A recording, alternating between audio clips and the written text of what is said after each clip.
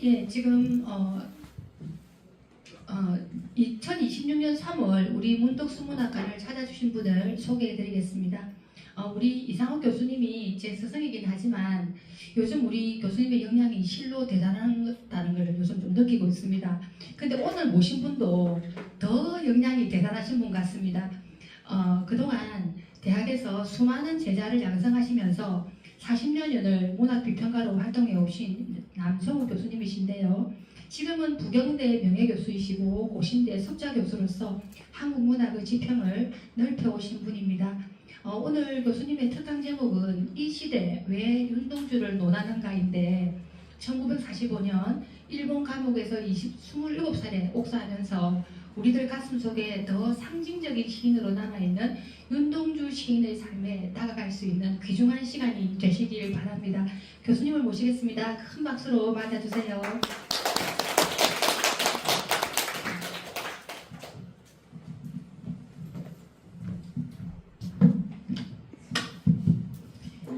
여러분 반갑습니다.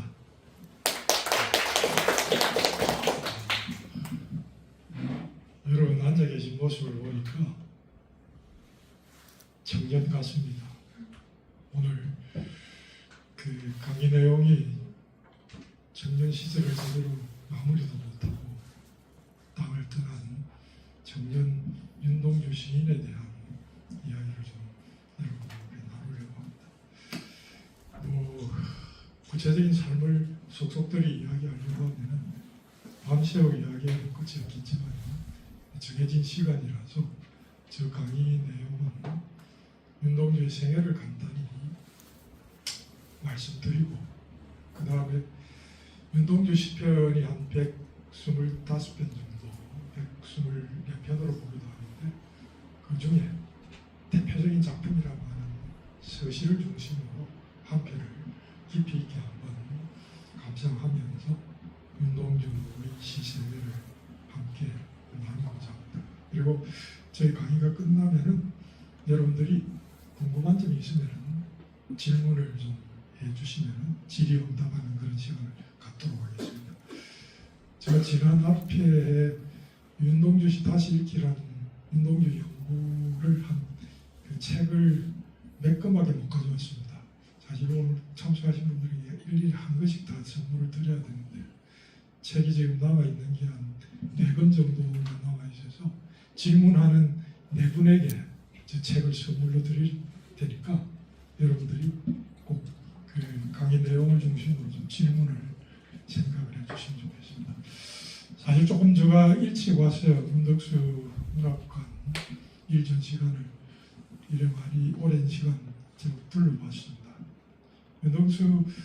문덕수 쌤께서는 사실은 이 한국 시문학사를 보면은 나름대로 그 이미지를 중심으로 하면서도 새로운 어떤 모더니즘의 시 운동의 어떤 주류로서 시사를 형성해 왔습니다. 본인이 여러 가지 시론을 쓰시기도 했겠지만 특별히 이제 우리 시문학사에서 높이 평가해야 될 부분은 그 본격적으로 시문학이라는 시 전문 매체를 실질적으로 상관 주도하셔가지고 사실 2023년에 종가를 하시긴 했지만 이 매체 자체는 우리 시문학사적으로 보면은 한국 시의 어떤 그 흐름을 끌고 왔다고 할 수 있는 다른 시전 문제들이 전혀 없는 것은 아니지만 그런 입장에서 굉장한 평가를 받아야 할 뿐입니다. 그동안 그 이상욱 교수님이 이 문덕수 문학관을 이곳에 유치하느라고 고생을 개인적으로 많이 했는데 얼마 전에 이 프로그램을 소개하면서 와서 한번 특강을 해주면 좋겠다 연락을 주셔서 오늘 제가 이렇게 여러분들과 함께 만나게 되었습니다. 어쨌든 오늘 이 짧은 시간이지만은 여러분들과 함께 좀 좋은 시간이 되기를 기대해. 윤동주가 태어날 때는 조부 윤하연이라는 분이 이 명동촌에서 일찍 북한도에 이민을 가서 분홍이 되어 있었습니다. 그리고 아버지가 윤석이었고 모친이 김용이었는데 이 두 분이 1910년에 결혼을 해서 결혼 8년이 지나고 나서 1917년 12월 30일, 10월 말이죠. 이 북한도 명동에서 윤동주가 탄생했습니다. 이 1917년이라고 하는 건 세계사적으로 아주 의미 있는 해입니다. 러시아 혁명이 일어났던 시절이죠. 당시 이 조부 윤하연은 아주 부유한 농부로서 일찍 그 개신교에 그 입교를 해서 장로였고, 이 부친 이 윤영석 선생은 명동학교 교원이었습니다. 이후에 이제 윤동주 밑에서 24년에 윤혜원이라고 하는 누이 동생이 태어났고, 그 다음에 윤일주 남동생, 그 다음 윤광주 남동생이 태어났습니다. 사실 여러분들이 아직 잘 모르시겠지만 동생인 윤일주, 윤광주도 시인이었습니다. 제가 이제 한국 시사를 이렇게 검토해보니까 형제가 시인인 경우에는 들어 있습니다. 서정주라든지 김종철 시인이라든지. 근데 세 형제가 시인인 경우는 아직 찾지를 못했습니다. 윤일주는 강복 이후에 서울로 돌아와서 형의 그 남겨진 유품들을 정리해서 나중에 1948년도에 여러분이 잘 알고 있는 하늘과 별과 바람과 시라고 하는 유고 시집을 정병욱 교수와 함께 펴낸 실무적인 일을 했고, 윤강주는 해방 후에도 국내로 오지 않고 그 당시 모친이 살아계셨기 때문에 만주에 그대로 살다가, 이 강주도 시인으로 활동을 해서 그 조선족 시인들과 함께 활동한 그 조선족들이 펴냈던 그 시집에는 시가 한 20여 편 남겨져 있습니다. 그래서 제가 이 윤광주 시를 그 자료를 가지고 왔어요. 자기 이 형인 이 윤동주 시인하고 비교하기도 하는 그런 논문을 쓰기도 했는데, 어쨌든 세 시인이, 세 형제가 시인이었다라고 하는 것은 아주 특이한 그런 상황입니다. 근데 윤동주는 이 소학교 졸업할 때까지는 원래 이름이 해환이었습니다. 바다 해자에다 빛날 환자를 썼는데, 윤동주라는 이름은 중학교 때부터 사용한 것으로 기록이 남겨져 있습니다. 명동 소학교에 25년에 입학을 해가지고 31년 3월 20일에 졸업을 하게 됩니다. 졸업을 한 후에 윤동주는 이 명동에서 10리 떨어져 있는 대락자에 있는 중국인 소학교 6학년에 편입을 하게 됩니다. 이 사실을 우리가 확인할 수 있는 것은 윤동주가 썼던 그 별에는 밤이라고 하는 시를 읽어보면 별 하나에 어머니 하면서 그 다음에 폐경옥 이런 중국 소녀들의 이름이라는 시가 나옵니다. 이때 중국인 소학교에 편입해서 활동했을 때 만났던 그 여학생들을 말하고 있는 것입니다. 이 명동 소학교를 졸업한 그 동기 중에 자기 고종사촌, 아주 이 유명한 그 역사 속에 남겨진 인물인데, 송봉규와 김정은, 이분도 시인이었습니다. 또 다른 한 사람은 그 이름이 잘 기록에 남겨지지 않는 4명이 중국인 대학자와 돼 있는 중국인 소학교에 편입한 것으로 알고 있습니다. 근데 1931년 늦가을이 되자 이제 17년 러시아 혁명 이후에 중국 쪽으로도 공산주의 사상이 유입되면서 공산주의자들이 전체를 세계를 뒤흔들었죠. 그런 상황 속에서 이 명동이라고 하는 이곳이 조용한 곳이 되지를 못했습니다. 굉장히 공산군들이 들어와서 어지럽히기 시작했기 때문에 테러의 어떤 공포 때문에 용전으로 이사를 하게 됩니다. 그래서 이 명동에서 한 북쪽으로 30리 떨어진 이 용정이라는 소도시에 그 당시 캐나다 선교부가 운영하는 미션 학교인 은진중학교에 입학을 합니다. 그래서 32년 4월에 입학을 해서 35년 이 8월까지 다니는 것으로 되어 있습니다. 그런데 이 학교를 다니면서 기록을 보면 최초의 시를 남긴 것이 1934년 12월 24일자로 기록되어 있는 삼가 죽업 초안대 내일은 없다. 이 작품이 그의 작품집에 뒤에 이제 밖에 말씀드린 윤일주 동생이 한국으로 돌아와가지고 유품들을 정리해서 거기에 나타나는 어떤 작품들을 전부 정리했는데 최초의 이 세 작품입니다. 근데 중요한 것은 이 세 작품을 처음 쓰면서 작품 말미에다가 창작 연놀이를 연결을 해놓고 있습니다. 그래서 여러분들이 지금 윤동주 유고 시집을 보면은 거의 모든 시가 끝나면 밑부분에다가 어떤 시는 연까지 기록이 되어 있고 어떤 시는 월, 또 대부분의 시는 일까지, 연월일까지 이렇게 기록이 되어 있습니다. 윤동주는 이때부터 일기를 쓰듯이 시 창작을 하기 시작했다는 것입니다. 근데 중요한 것은 이런 어떤 이 전기가 되었던 이유 중에 하나는 조금 전에 제가 말씀드린 송몽규 고종사설이 사실은 이 은진중학교 3학년 재학 중에 1935년 1월 1일자 그 당시도 이 신문에서 신춘문예가 있어요. 신춘문예 꽁트 부분에 술가락, 월 제목은 신문에 나 있는 술가락으로 되어 있습니다. 우리말로 하면 숟가락이죠. 숟가락이라는 제목으로 아주 짧은 꽁트를 썼는데 그게 신춘문예에 당선이 됩니다. 여기에 윤동주가 굉장히 자극을 받았습니다. 그래서 송몽규에게 남긴 기록으로 보면 대기만성이다 이렇게 송몽규에게 이야기를 한 것으로 기록에 남겨져 있습니다. 내가 먼저 신춘문예 했지만 앞으로 봐라 이런 어떤 나름대로 오기를 가지고 있었던 젊은 시절이라고 할 수가 있습니다.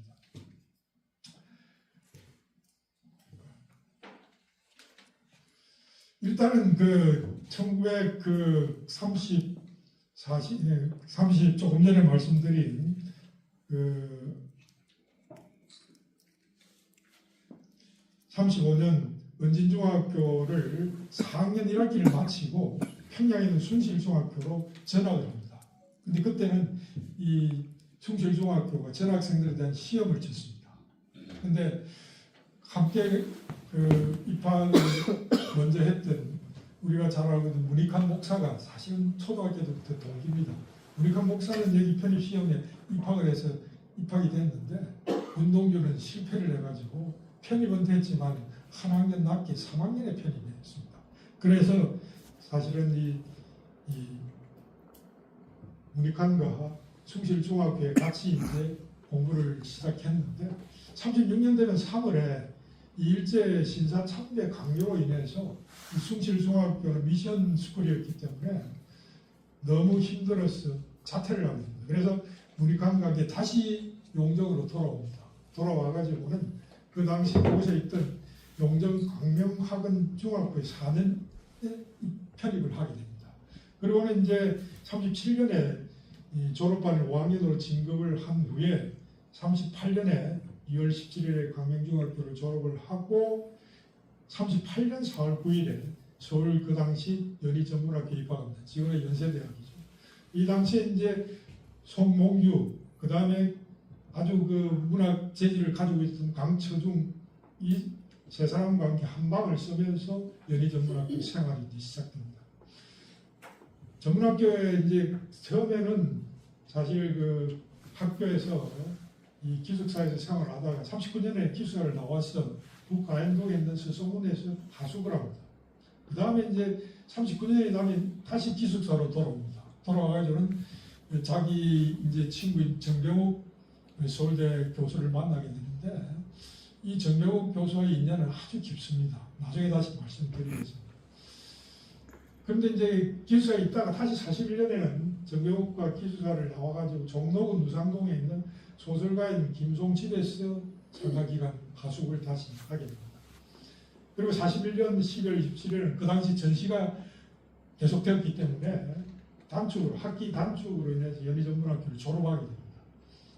이때 졸업할 때 윤동주는 그동안 썼던 시편들을 중에 아주 나름대로 의미 있다고 생각하는 19편을 골라가지고 자기가 자선 시집을 만듭니다. 세 권을 만들었어요. 그 세 권을 한 권은 자기가 이제 가지고 있고 한 권은 조금 전에 말씀드린 정병욱 친구에게 주고 한 권은 그 당시 자기 교수였던 영문과 교수였던 이양학 교수에게 줍니다. 그러면서 이양학 교수에게 물어봅니다. 이 시집을 지금 냈으면 좋겠다, 졸업 기념으로. 그러니까 이양학 교수가 말렸습니다. 지금 이 전시 시국이고 이 시집이 한글로 이렇게 출간이 된다고 하면 자네는 완전히 요 주의 인물이 돼서 앞으로 활동하기 힘들어요. 왜냐하면 그 당시 이미 한글이 사용할 수 없는 일본어가 국어가 되어 있는 어떤 시절이기 때문에 한글 출판물을 출간한다고 하는 것은 엄청난 그런 부담을 가지고 있었던 시절이었습니다. 이 한글을 사실은 정병욱 교수가 전시기 때문에 그 당시 학도병들 전부 끌려가지고 다 전쟁에 나갔습니다. 정병욱 교수도 학도병을 끌려서 일본으로 갈 수밖에 없습니다. 그런데 일본에 가기 전에 자기 고향이 하동에 지금 광양에 있는 그 섬진강 남해 건너편에 자기 집에 가가지고 어머니에게 부탁을 했습니다. 그 윤동주로부터 받은 그 시집 판결, 이게 아주 귀중한 자료니까 내가 죽어서 못 돌아온다고 하면 나중에 학교에다가 다시 갖다 주든지 어쨌든 귀중한 것이니까 잘 보관을 하십시오. 그래서 그 모친이 그걸 받아가지고 자기 집에 그 당시 지금 가면은 그 생가가 이렇게 복원이 되어 있습니다.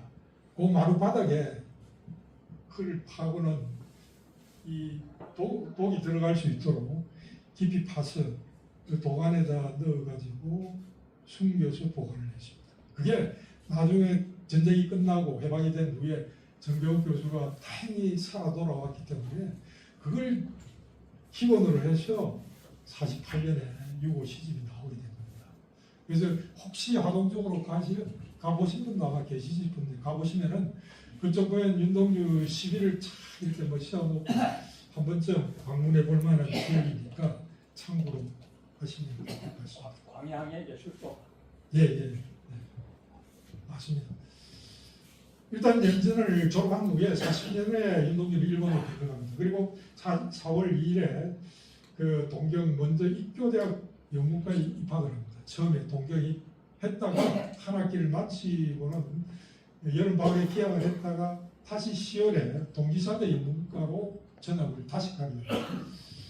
그리고 43년에 이제 그 방학을 맞아 돌아오려고 할 때 7월 14일에 일경에 근거가 되고 일단 윤동주는 송봉규와 함께 체포가 되어가지고 기소가 됩니다.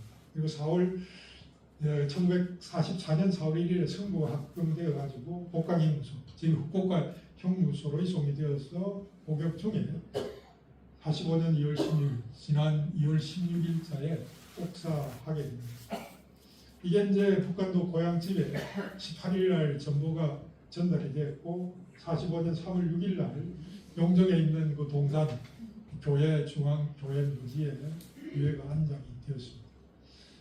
해방이 되고 난 다음에 경향신문 그 당시 편집국장은 당대 우리 시문학사로 보면 최고의 시인인 정지용 시인이 편집국장을 맡고 있었고 윤동주의 친구인 강처중 이 친구가 경향신문의 기자로 있었습니다.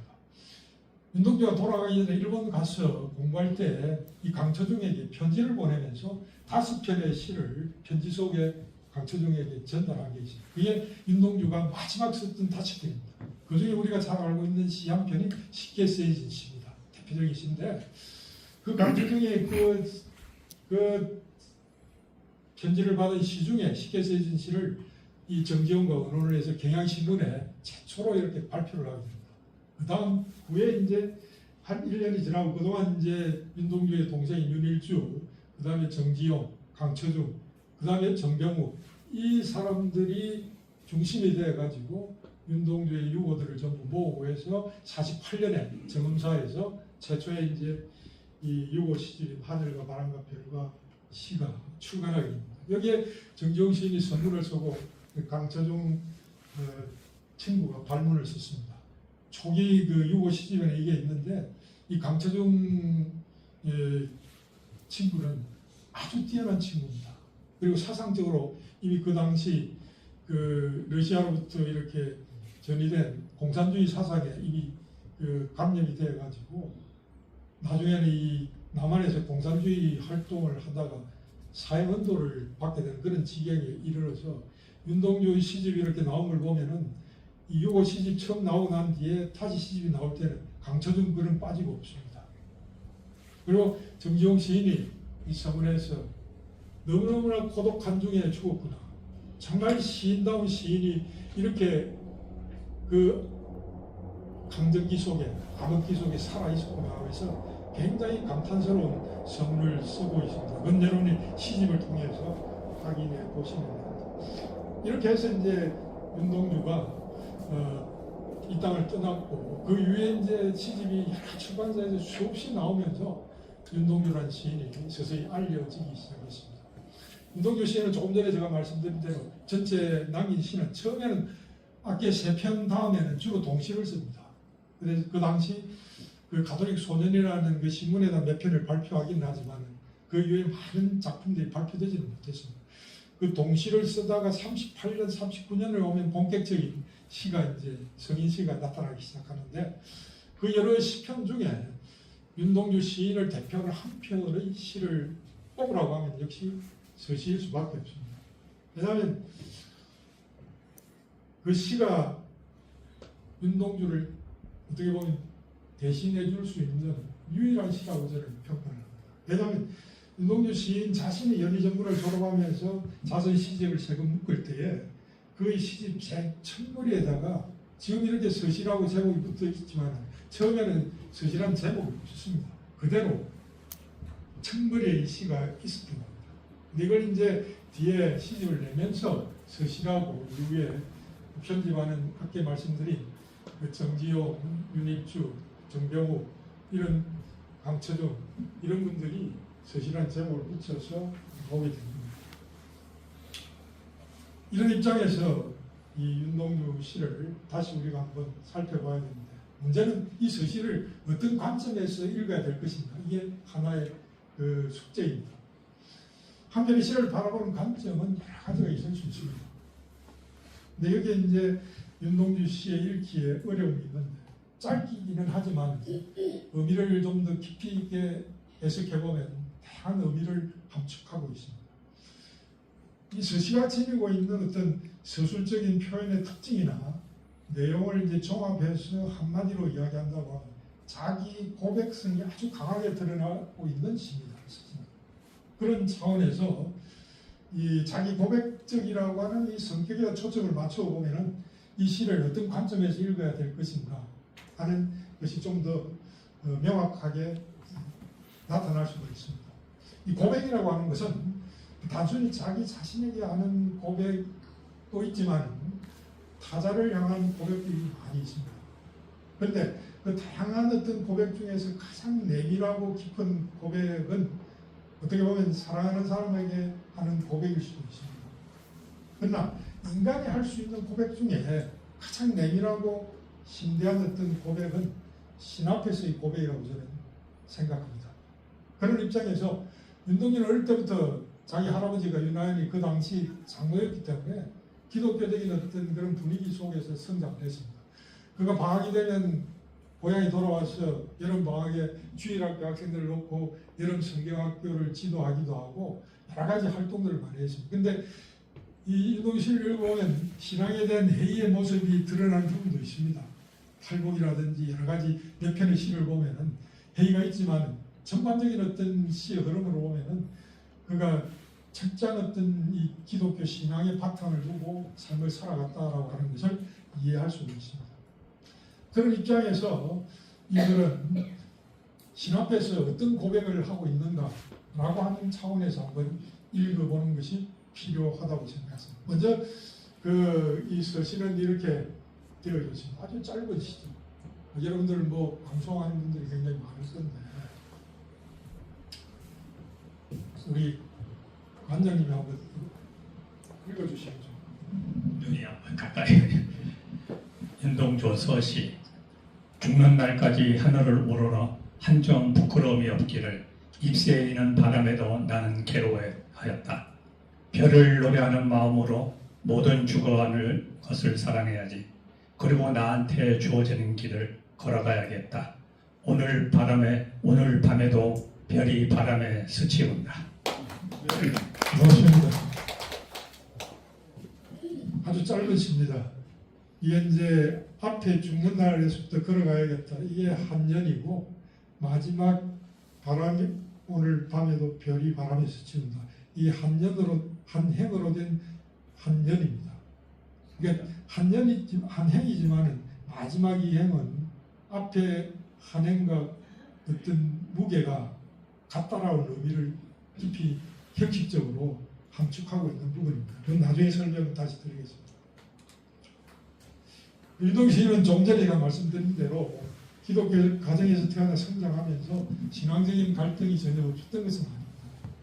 그러나 중요한 것은 시와 삶을 일치시켜 가려고 하는 그런 삶을 시에서 분명하게 보여주고 있다는 거죠. 우리가 시인으로 활동하고 있는 시인들이 수없이 많습니다. 근데 시와 삶이 하나는 같이 갈 수 있으면 더 좋은데 그렇지 못한 것이 현실이죠.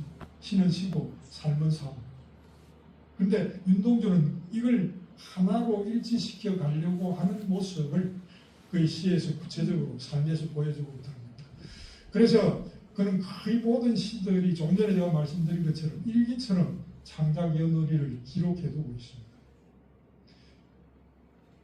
서시가 조금 전에 말씀드린 것처럼 처음부터 서시 제목이 붙여진 것은 아니다라고 하는 거예요. 조금 전에 말씀드린 윤일주 동생과 정병욱 교수가 이 시의 서시란 제목을 두 사람이 주도해서 붙임으로써 서시로 명시가 되고 있습니다. 그런 의미에서 이 시는 윤동주 시인의 어떤 삶을 가장 내밀하고도 무게 있게 드러낸 어떤 시라는 것을 말씀드리고 싶습니다. 우선 죽는 날까지 하늘을 우러러 한 점 부끄러움 없기를, 이 두 행에서 그가 생각하는 인생 삶의 자세를 완전히 압축해서 보여주고 있습니다. 이는 신 앞에서 평생 부끄러움 없이 살아가겠다고 하는 자신의 인생관을 표현하고 있는 겁니다. 이 표현에서 우리는 신이나 하나님이나 이런 어떤 절대자를 명명하는 시어를 사용할 수도 있습니다. 근데 윤동주 시인은 그런 시어를 선택하지 않고 하늘이라는 시어를 선택했습니다.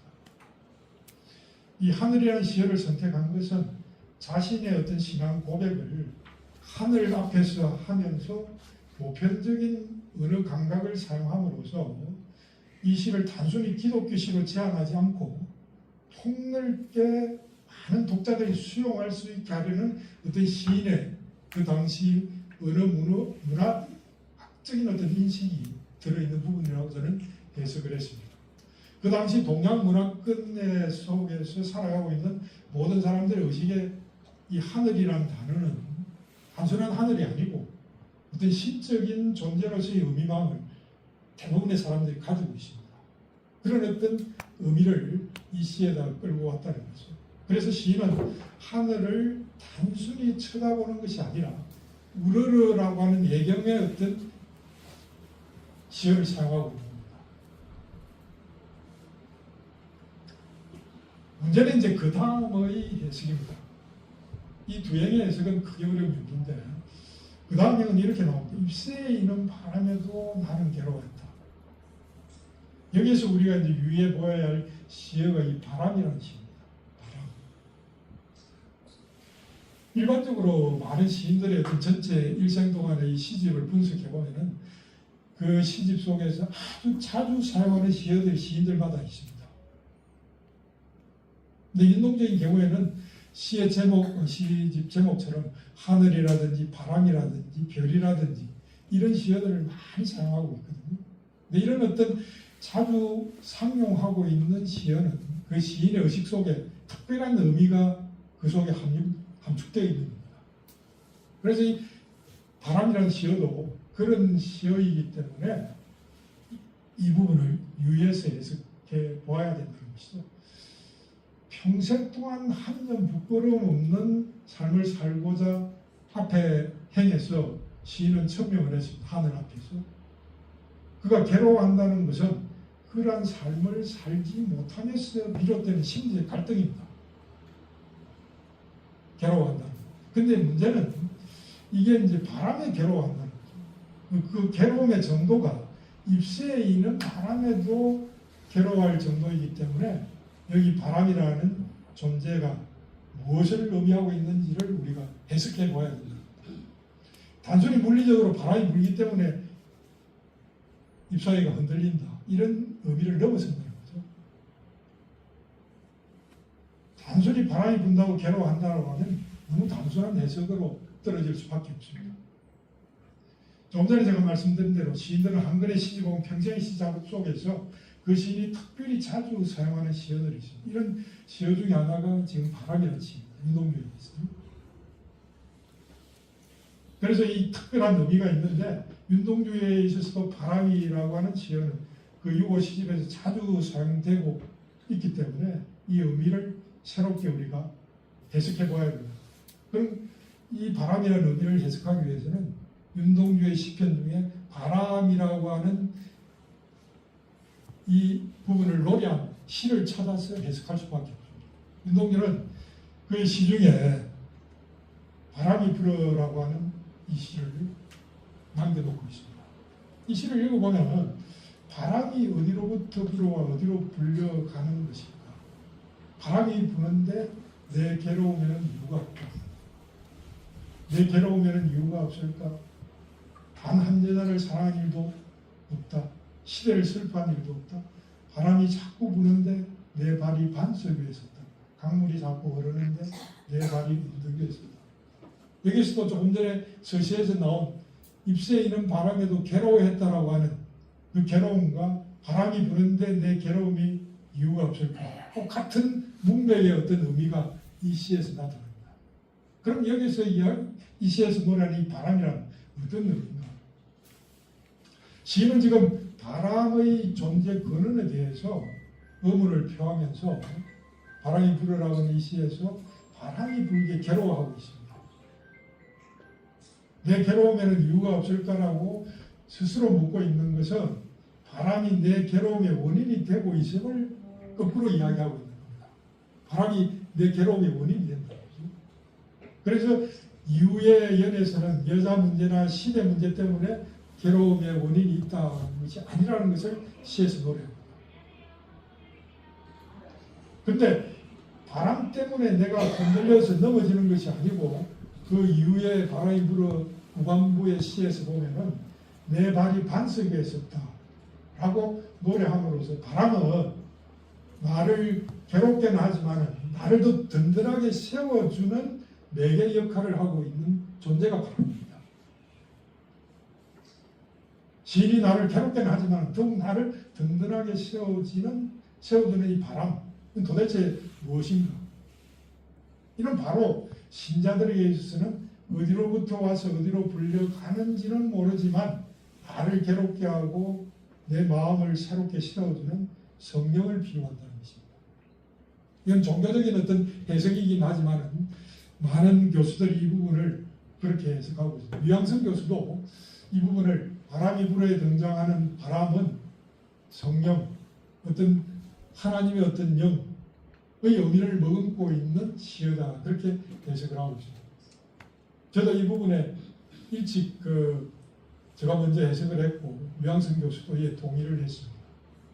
왜냐하면 이렇게 바람을 성령으로 해석할 때 이 바람이 불어에서 의미하는 바람의 의미와 서시에서의 바람 때문에 괴로워하는 의미가 확실하게 해석될 수 있기 때문에 그렇습니다. 서시에서 보이는 잎새에 있는 바람이란 아주 미세한 성령의 음성으로 해석이 됩니다. 여기에 기독교 신자분이 몇 분이나 계신지는 모르지만 기독교에서는 이 성령의 존재를 영적인 존재로 봅니다. 그리고 우리의 가장 내밀한 마음속에 다가와서 우리를 다시 고쳐 세우는 어떤 그런 영적인 존재로 역할을 하는 것이 성령입니다. 이렇게 성령으로 해석할 때 이 잎새에 있는 바람이라고 하는 이 바람은 나무 가지를 흔들 수 있는 세찬 바람도 아닙니다. 잎새에 있는 바람. 그리고 나무 뿌리를 뒤흔들 수 있을 정도의 강풍도 아닙니다. 잎을 약간 흔들 수 있는 아주 미세한 바람입니다. 잎새에 있는 바람이란 이 표현. 그런 아주 미약한 바람에 조차에도 괴로워했다라고 하는 것은 이 시인의 어떤 삶에 있어서 그 미세한 어떤 성령의 음성을 통해서 부끄러운 자신의 모습을 인식하고 있다라고 하는 것입니다. 그래서 괴로워한다는 거죠. 이건 아주 예민한 시인의 어떤 의식 세계를 우리에게 표현해 주고 있는 겁니다.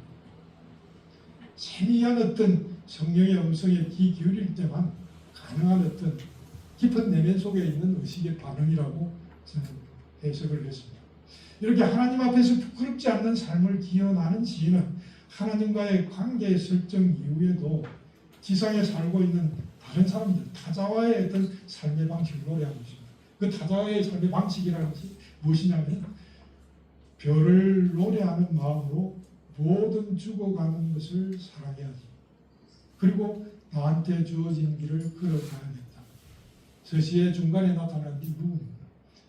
여기서 모든 죽어가는 것을 사랑해야지라고 선언하고 있는데 이 모든 죽어가는 것들은 지상에 존재하는 모든 생명체들을 말합니다. 생명을 가진 존재들은 식물이든 동물이든 사람이든 다 죽음의 시간 앞에서는 어쩔 수 없습니다. 죽어갈 수밖에 없죠. 그런데 그런 모든 것들에 대한 사랑을 고백하고 있는데 어떤 사랑이냐 하면은 시인은 별을 노래하는 마음으로 이 모든 생명을 가진 것들을 사랑하고 있습니다. 그럼 별을 노래하는 마음으로 사랑한다는 것은 도대체 어떤 사랑입니까? 이걸 우리가 제대로 해석해야 서시의 어떤 가장 중요한 주제가 해석이 가능합니다. 이 별을 노래하는 마음을 이해하기 위해서는 윤동주가 별을 노래했던 여러분이 잘 알고 있는 별 해는 밤을 읽어볼 필요가 있습니다. 윤동주의 가장 시중에 서정적이고 아름다운 시 별에는 밤은 이렇게 시작하고 있죠. 계절이 지나가는 하늘에는 가을로 가득 차 있습니다. 나는 아무 걱정도 없이 가을 속의 별들을 다 개인 듯합니다. 가슴 속에 하나둘 새겨지는 별을 이제 다 못 해는 것은 시 아침이 오는 까닭이요 내일 밤이 남은 까닭이요 아직 나의 청춘이 다하지 않은 까닭이요 별 하나의 추억과 별 하나의 사랑과 별 하나의 쓸쓸함과 별 하나의 동경과 별 하나의 시와 별 하나의 어머니 나는 별 하나의 아름다운 말 한마디씩 붙여줍니다. 그래서 쭉 연결되어 나옵니다. 윤동주는 별하는 밤에서 별하는 밤 천상에 빛나는 별 하나하나에 지상에 존재하는 모든 생명체들의 이름을 하나하나씩 연결시켜 놓고 있습니다.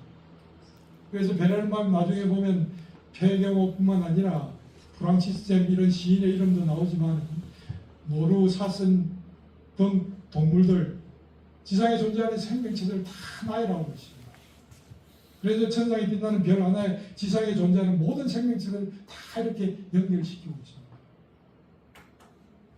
천상의 별 하나는 바로 지상의 생명체 하나하나임을 별에는 밤에서 노래하고 있는 것입니다. 그런데 시인은 앞부분에서 그 천상에 존재하는 모든 별들을 다 헤아리고자 합니다.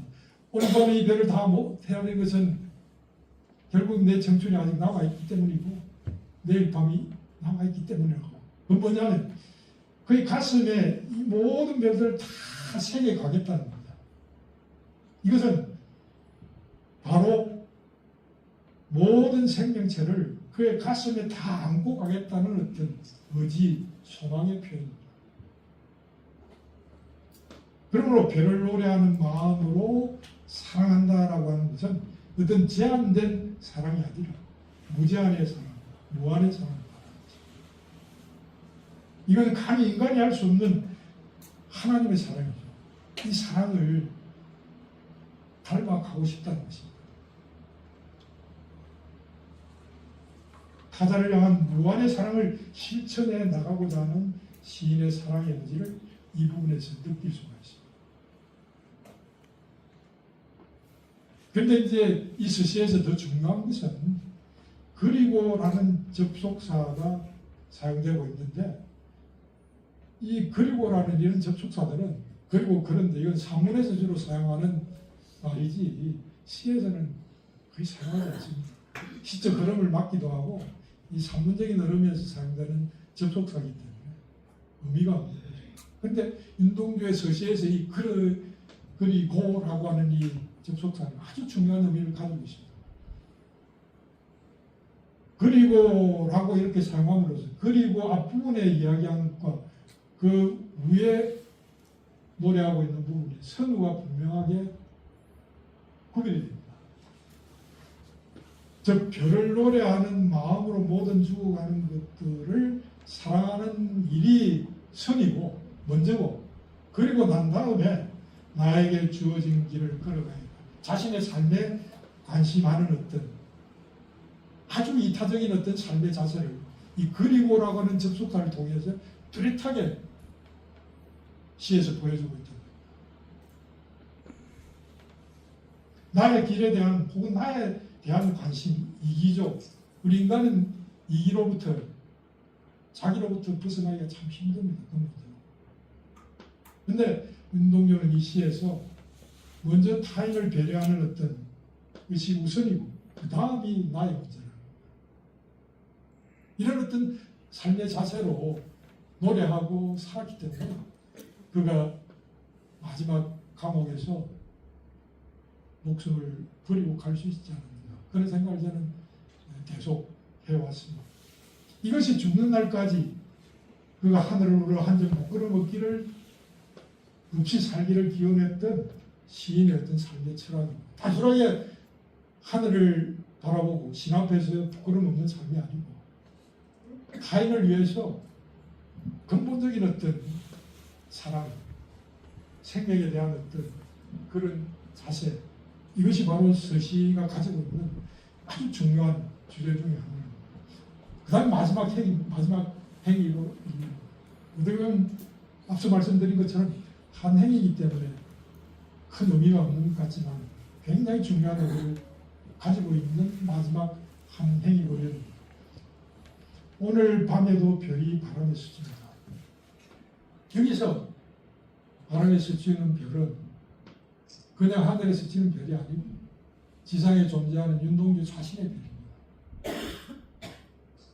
그렇게 해석해야 이 의미가 제대로 전체적으로 맞아들 수가 있습니다. 별에는 밤에서 노래했던 그 많은 별들 중에서 자신의 별을 지칭하고 있는 것입니다. 그 별에 바람이 스치운다는 것은 그냥 별이 빛나는 밤에 이 자연적으로 바람이 분다라는 의미가 아닙니다. 이것은 앞서 우리가 바람에서 해석했듯이 여기서 이야기하는 마지막 1년에서의 바람 역시 성령입니다. 성령이 오늘 밤에도 윤동주 시인을 찾아와서 흔들고 있다는 것입니다. 그런데 중요한 것은 연인 신앙인들은 다 상식적으로 이해를 하고 있는 것인데 이 성령의 작용은 인간이 마음대로 한다고 성령이 작용하고 기능하는 어떤 영적인 존재가 아니라는 겁니다. 이건 아주 수동적입니다. 성령의 역사라고 하는 것은 인간 입장에서 볼 때 능동적인 것이 아니고 피동적입니다. 성령이 우리의 내면 속으로 다가오는 것이지 인간이 억지로 이렇게 성령을 의도적으로 능동적으로 받아들이기 힘듭니다. 그러니까 오늘 밤에도 별이 바람에 스치운다라고 하는 비동태를 사용하고 있습니다. 그냥 바람이 분다라든지 바람이 와 닿는다라고 하는 능동적인 서술이 아니고 스치운다라고 하는 비동형의 서술을 하고 있는 것입니다. 이는 바로 이 밤에 윤동주 시인은 성령이 자신에게 다가와 자신을 흔들어 끼우고 있음을 의식하고 있는 것입니다. 그리고 더 놀라운 것은 오늘 밤에도라는 표현에서 나타납니다. 오늘 밤에도. 이 도라는 조사는 이 행위가 그제도 그랬고 어제도 그랬고 그래서 오늘도 라고 하는 행위가 매일 계속 지속되고 있는 부분을 드러내주는 아주 중요한 조사입니다. 도를 사용함으로써 시인이 매일 밤 자신이 죽는 날까지 한 점 부끄럼 없게 살기를 원했기 때문에 매일 밤 자신이 하루의 삶을 부끄럽지 않게 살았는가라고 하는 어떤 자기 성찰의 시간을 지속적으로 매일 밤 계속 지속하고 있다라고 하는 사실을 이 도라고 하는 조사를 선으로서 윤동주 시인의 어떤 삶의 자세를 이 부분에서 확실하게 읽어낼 수 있는 것입니다. 죽는 날까지 하늘을 한 점 부끄럼 없이 살려고 하면 매일매일 성령의 인재를 의식하면서 자기를 성찰하는 삶을 살아갈 수밖에 없습니다. 그래서 윤동주의 많은 시편들을 보면 부끄러움이라는 단어를 엄청나게 많이 쓰고 있습니다. 부끄러움은 자기를 그렇게 깊이 성찰하지 않으면 의식할 수 없는 부분입니다. 쉽게 씌어진 시. 매일매일 부끄럽지 않는 삶을 살지 못한 것에 대한 괴로움을 자각하지 못한다고 하면 죽는 날까지 하늘을 우러러 한 점 부끄러움 없이 산다는 것은 불가능하다는 의식이 시인의 내면 깊이 내재해 있었기에 그는 매일매일 일기를 쓰듯이 이렇게 시를 썼던 것입니다. 그래서 그는 어떻게 보면 자기의 고백대로 그의 삶을 살아갈 수 있는 노동자입니다. 윤동주 시인은 국고가 감옥에서 죽음을 맞았지만 이제 그는 어둠을 밝히는 하나의 별이 되어 우리에게 빛을 전해주고 있습니다. 어떻게 보면 평범한 우리가 가닿기에는 너무나 멀리 있는 별이지만 오늘 우리가 이 윤동주가 노래한 별을 확인하면서 이 식구들을 매 순간 좀 용기에 간다고 하면 우리도 이 땅의 어두움을 좀 밀어낼 수 있는 작은 별들이 될 수 있지 않을까. 저는 이 부분을 마지막 정리하면서 좀 답답하고 갑갑한 그런 마음을 가졌습니다.